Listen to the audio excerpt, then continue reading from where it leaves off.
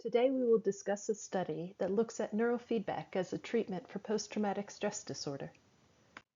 Most stress is a part of our daily lives, but trauma is different. It involves events that overwhelm our ability to cope. Traumatic stress can actually change how the brain and body function. Some people are able to bounce back after traumatic stress, but some develop symptoms of post-traumatic stress disorder, or PTSD. These symptoms include flashbacks, memory problems, feeling detached from others, or constantly on guard. The good news is that people can recover from PTSD. One promising treatment is neurofeedback. Our brains hum with electrical rhythms. In neurofeedback, scientists tune into these electrical waves with devices like the electroencephalogram, or EEG. Think of the EEG as a set of tiny microphones recording electrical waves from brain activity. These waves are turned into a visual display that a person can watch while her brain waves are being recorded. Now, neurofeedback does not put electricity into the brain. It listens and creates a visual display of what it hears. When it comes to PTSD, one of the most important groups of brain waves is alpha waves, cycling at 8 to 12 times per second. Alpha waves at the top of the head are linked to the default mode network. This is a brain network that is most active when the mind is relaxed, or when you're daydreaming or reflecting inward. In previous studies, the level of these alpha waves have been lower in people with PTSD.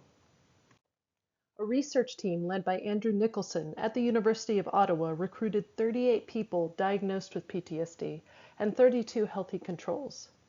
First, everyone completed a baseline check, recording their EEG while sitting still and performing no tasks. This is called resting state EEG. Other images were taken to map their brains, and they answered clinical questionnaires that measured their PTSD symptoms.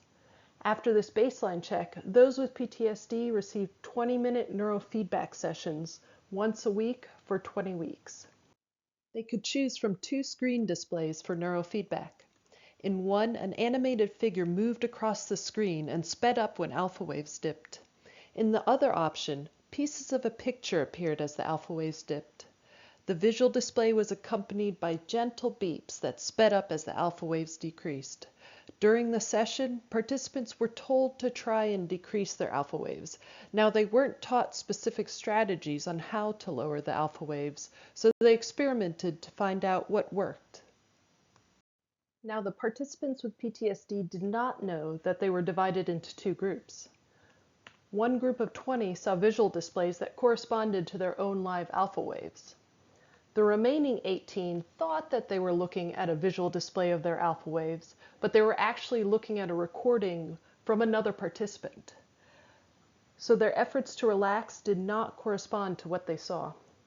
Both groups of PTSD were encouraged to practice one session of mindfulness each week as well. After the 20 weeks of training, the resting state EEG and PTSD symptoms were recorded again. Finally, the researchers conducted a 3-month follow-up appointment to measure symptoms one last time. Now, you might be thinking, why would we seek to suppress alpha waves even further when people with PTSD already have lower levels? The idea is that briefly suppressing them can kickstart the brain's natural balancing mechanism to restore brain activity to an optimum level. It's like cooling a room so fast that the heater kicks in extra hard, leaving the room hotter than before. Briefly lowering the alpha waves creates a rebound, leaving you with stronger alpha waves than you started with. So did this work? The real feedback group boosted their alpha rhythms. Symptoms dropped dramatically, and 3 months after training, 60% of participants who received real feedback no longer met the criteria for PTSD. Now, the sham group also improved somewhat, but without the same rebound effect. So their improvement was probably due to the weekly support and mindfulness practice. So why is this treatment important? Neurofeedback has almost no side effects and doesn't rely on medication. More importantly, you learn strategies that put you in the driver's seat and give you a sense of control, a key part of healing from trauma. EEG is also more accessible than other imaging methods for the brain. Because EEG is portable and affordable, it can reach more people, especially in areas of conflict where PTSD rates are high and access to healthcare is low. While these findings are promising, it's important to stay cautious. Although the real feedback group improved more than the sham group, the difference between the groups did not reach statistical significance. The sample size was probably too small, and because each person's brain is unique, what triggers a rebound in one person might look different in another. With only a few dozen participants, it's too early to say these results apply to everyone. Also, both groups included participants with other mental health disorders, like depression. These additional disorders could have influenced changes in PTSD symptoms. And although stronger alpha waves and symptom relief rose together, we can't be sure one directly caused the other. Other factors and brain networks might play a role. Looking ahead, future studies should include larger, more diverse groups and tracking participants over longer periods. We focused on one key sensor at the top of the head, so future work should look at other brain areas and networks.